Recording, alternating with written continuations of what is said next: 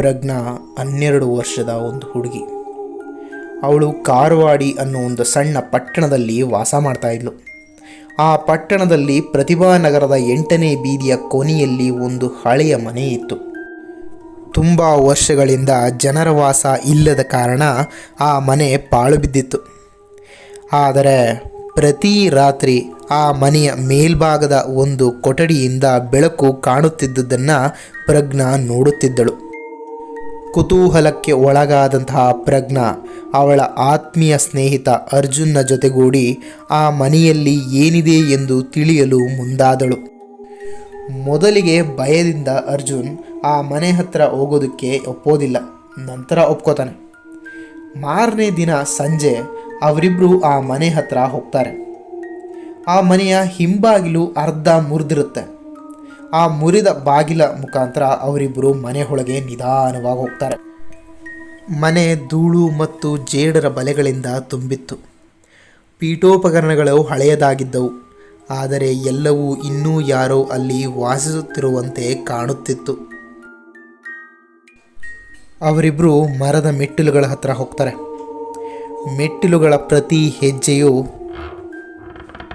ಎಂಬ ಶಬ್ದವನ್ನು ಮಾಡ್ತಾ ಇರುತ್ತೆ. ಹಜಾರದ ಕೊನೆಯಲ್ಲಿ ಒಂದು ಕೊಠಡಿ ಇತ್ತು. ಆದರೆ ಅದು ಬಾಗಿಲಾಕಿತ್ತು. ಅದರ ಒಳಗಿನಿಂದ ಯಾರೋ ಪಿಯಾನೋ ಸಂಗೀತವನ್ನು ಮೃದುವಾಗಿ ನುಡಿಸುತ್ತಿರುವುದು ಕೇಳುತ್ತಿತ್ತು.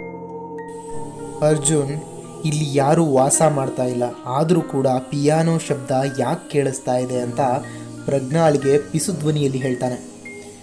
ಇದನ್ನು ಕೇಳಿದಂತಹ ಪ್ರಜ್ಞಾ ಕೂಡ ಭಯಭೀತಳಾಗ್ತಾಳೆ. ಆದರೆ ಕುತೂಹಲದಿಂದ ಆ ಕೊಠಡಿಯಿಂದ ಪಿಯಾನೋ ಶಬ್ದ ಹೆಂಗೆ ಕೇಳಿಸ್ತಾ ಇದೆ ಅನ್ನೋದನ್ನು ತಿಳ್ಕೊಳ್ಳೋದಕ್ಕೆ ಮುಂದಾಗ್ತಾಳೆ.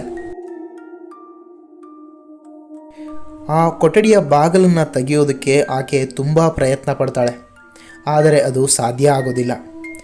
ಬಾಗಿಲಿನ ಪಕ್ಕದಲ್ಲಿ ನೆಲದ ಮೇಲೆ ಅವ್ರಿಗೆ ಒಂದು ಸಣ್ಣ ಹಳೆಯ ಟಿಪ್ಪಣಿ ಸಿಗುತ್ತೆ. ಆ ಟಿಪ್ಪಣಿಯಲ್ಲಿ ಹೀಗೆ ಬರೆದಿರುತ್ತೆ: ಗಡಿಯಾರವು ಎಂದಿಗೂ ಟಿಕ್ ಟಿಕ್ ಆಗದ ಸ್ಥಳದಲ್ಲಿ ಕೀಲಿಯನ್ನು ಮರೆಮಾಡಲಾಗಿದೆ. ಇದನ್ನು ಓದಿದಂತಹ ಪ್ರಜ್ಞಾ ಮನೆಯ ಸುತ್ತಮುತ್ತಲೂ ನೋಡ್ತಾಳೆ. ಹಜಾರದ ಮೂಲೆಯಲ್ಲಿ ಒಂದು ದೊಡ್ಡ ಗಡಿಯಾರ ಕಾಣಿಸುತ್ತೆ. ಗಡಿಯಾರ ಮುರಿದು ಬಿದ್ದಿರುತ್ತೆ. ಗಡಿಯಾರ 12 ಗಂಟೆಯನ್ನು ತೋರಿಸ್ತಾ ಇರುತ್ತೆ. ಪ್ರಜ್ಞಾ ಗಡಿಯಾರದಲ್ಲಿ ಒಂದು ಸಣ್ಣ ಬಾಗಿಲು ಇರೋದನ್ನು ಗಮನಿಸ್ತಾಳೆ. ಆ ಬಾಗಿಲನ್ನು ತೆಗೆದಾಗ ಆ ಬಾಗಿಲ ಒಳಗಡೆ ಒಂದು ಸಣ್ಣ ಬೆಳ್ಳಿ ಕೀಲಿ ಕೈ ಕಾಣಿಸುತ್ತೆ. ಆ ಬೆಳ್ಳಿಯ ಬೀಗದ ಕೈಯನ್ನು ತಗೊಂಡಂತಹ ಪ್ರಜ್ಞಾ ಪಿಯಾನೋ ಧ್ವನಿ ಕೇಳ್ತಾ ಇದ್ದಂತಹ ಕೊಠಡಿಯ ಬಾಗಿಲನ್ನು ತೆಗೆಯೋದಕ್ಕೆ ಮುಂದಾಗ್ತಾಳೆ ಮತ್ತು ಆ ಬಾಗಿಲನ್ನು ತೆಗಿತಾಳೆ.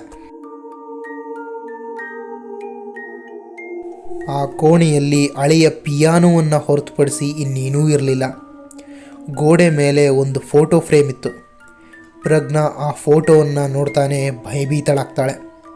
ಯಾಕೆಂದರೆ ಆ ಫೋಟೋದಲ್ಲಿ ಸಂತೋಷದಿಂದ ಕೂಡಿದ್ದಂತಹ ಕುಟುಂಬ ಇತ್ತು. ಆದರೆ ಫೋಟೋದ ಒಬ್ಬ ವ್ಯಕ್ತಿ ಪ್ರಜ್ಞಾಳಂತೆಯೇ ಕಾಣುತ್ತಿದ್ದಳು. ಆದರೆ ಪ್ರಜ್ಞಾ ಎಂದಿಗೂ ಈ ಮನೆಯಲ್ಲಿ ಇರಲಿಲ್ಲ. ಇದ್ದಕ್ಕಿದ್ದಂತೆ ಪಿಯಾನೋ ತಾನೇ ನುಡಿಸಲು ಪ್ರಾರಂಭಿಸಿತು. ಭಯಭೀತರಾದಂತಹ ಪ್ರಜ್ಞಾ ಮತ್ತು ಅರ್ಜುನ್ ಮನೆಯಿಂದ ಹೊರಗೆ ಓಡಿ ಹೋದರು. ಮಾರನೇ ದಿನ ಬೆಳಗ್ಗೆ ಪ್ರಜ್ಞಾ ಶಾಲೆಗೆ ಹೋಗಬೇಕಾದ್ರೆ ಆ ಪಟ್ಟಣದ ಜನರೆಲ್ಲ ಭಯಭೀತರಾಗಿ ಓಡ್ತಾ ಇರ್ತಾರೆ. ಇವರೆಲ್ಲ ಯಾಕೆ ಹೀಗೆ ಓಡ್ತಾ ಇದ್ದಾರೆ ಅನ್ನೋದನ್ನು ತಿಳ್ಕೊಳ್ಳೋದಕ್ಕೆ ಪ್ರಜ್ಞಾ ಅವರನ್ನು ಹಿಂಬಾಲಿಸ್ತಾಳೆ. ಅವರೆಲ್ಲ ಆ ಪಾಳು ಬಿದ್ದಿರೋ ಮನೆ ಇದ್ದಂತಹ ಜಾಗಕ್ಕೆ ಹೋಗ್ತಾರೆ. ಆ ಜಾಗಕ್ಕೆ ಹೋದಂತಹ ಪ್ರಜ್ಞಾ ಒಂದು ಕ್ಷಣ ಬೆಚ್ಚಿಬೀಳ್ತಾಳೆ. ಯಾಕಂತಂದರೆ ಅಷ್ಟು ವರ್ಷಗಳಿಂದ ಅಲ್ಲಿ ಇದ್ದಂತಹ ಆ ಪಾಳು ಬಿದ್ದಿರೋ ಮನೆ ಕಾಣಿಸ್ತಾ ಇರೋದಿಲ್ಲ. ಅಲ್ಲಿ ಬರೀ ಖಾಲಿ ಜಾಗ ಇರುತ್ತೆ. ಇದನ್ನು ನೋಡಿದಂತಹ ಪ್ರಜ್ಞಾ ಮನೆಗೆ ವಾಪಸ್ ಓಡಿ ಬರ್ತಾಳೆ. ಮನೆ ಒಳಗಡೆ ಓಡಿ ಹೋಗ್ತಾಳೆ.